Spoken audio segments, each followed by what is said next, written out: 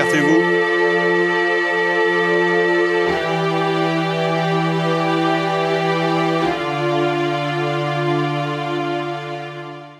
L'arrêt cardiaque survient dans différentes situations. Celles-ci peuvent être accidentelles, comme la noyade, l'électrisation, certaines intoxications. Mais la cause la plus fréquente reste la mort subite. Elle représente environ 60 000 décès par an en France et plus de la moitié d'entre eux sont dus à une fibrillation cardiaque. Mais qu'est-ce qu'une fibrillation cardiaque? C'est une contraction anarchique des fibres musculaires du cœur. Son rythme n'est plus régulier et la seule façon de combattre cette anomalie, c'est d'administrer un choc électrique externe afin de stopper ces contractions désordonnées.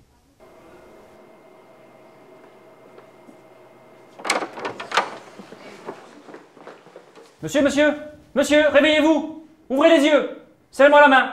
Au secours! La victime ne réagit pas, elle est inconsciente. Pour vérifier sa respiration, on bascule sa tête en arrière pour dégager les voies aériennes. En approchant l'oreille de sa bouche, on peut sentir ou entendre un souffle. En l'absence de ces signes, on est face à une personne en arrêt cardio-respiratoire. Les pompiers de la Moselle, j'écoute. Oui, bonjour, je me trouve au 29 rue Leclerc à Delme. Je suis en présence d'une personne en arrêt cardio-respiratoire. Actuellement, je vais me saisir d'un défibrillateur et je me rends auprès de la personne pour effectuer une réanimation cardiopulmonaire. Est-ce que je peux raccrocher? Les pompiers sont en route, monsieur, vous pouvez raccrocher. Le choc électrique externe est réalisé à l'aide d'un défibrillateur dans les plus brefs délais. Chaque minute perdue représente 10% de survie en moins. Ici, la rapidité de mise en œuvre est un impératif absolu. Un massage cardiaque externe doit être pratiqué immédiatement en attendant la mise en place de ce défibrillateur, afin d'augmenter les chances de survie. Bien entendu, ceci ne sera possible qu'en présence de 2 témoins. L'un d'entre eux commencera le massage cardiaque externe, pendant que le second demandera des secours avant la mise en œuvre du défibrillateur. Appliquez les électrodes sur la poitrine nue du patient. Branchez le connecteur des électrodes à côté du voyant clignotant.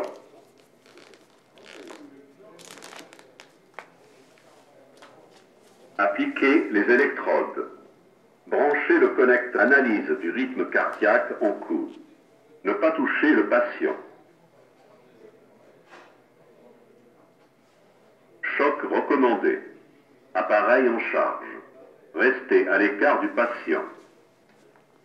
Vous venez de le voir et de l'entendre, la mise en œuvre d'un défibrillateur est simple. Toute la procédure vous est dictée par l'appareil.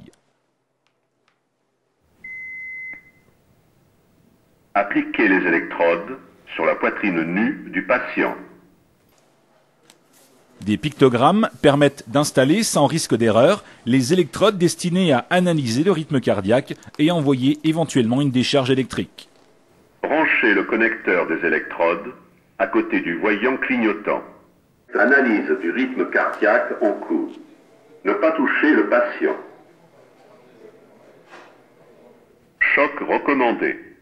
Appareil en charge. Restez à l'écart du patient. Personne ne s'approche. Délivrez le choc maintenant. Appuyez sur la touche orange maintenant. Choc délivré. En pause. Si nécessaire, pratiquez la réanimation cardiopulmonaire. Le défibrillateur n'est pas la machine qui sauve. Pour toute victime inconsciente qui ne respire pas, il faut entamer une réanimation cardiopulmonaire. Pour cela, il vous faut vos mains, votre bouche. Votre victime doit tout d'abord être installée sur un plan dur, par exemple par terre. Pour les compressions thoraciques, il faut appliquer vos 2 mains sur la poitrine dénudée de la personne, au centre de la poitrine. Et vous allez, bras tendus, comprimer 30 fois. Cette manœuvre a pour objectif de comprimer les vaisseaux sanguins afin de chasser le sang vers le reste du corps. Ensuite, vous êtes à proximité de sa bouche et vous allez libérer les voies aériennes supérieures, faire une bascule prudente de la tête vers l'arrière et souffler 2 fois dans la bouche de la victime. Cette manœuvre permet d'envoyer de l'air dans les poumons. Jusqu'à l'arrivée des secours, vous devez continuer la réanimation cardiopulmonaire et suivre les consignes et instructions du défibrillateur. Si nécessaire, pratiquez la réanimation cardiopulmonaire.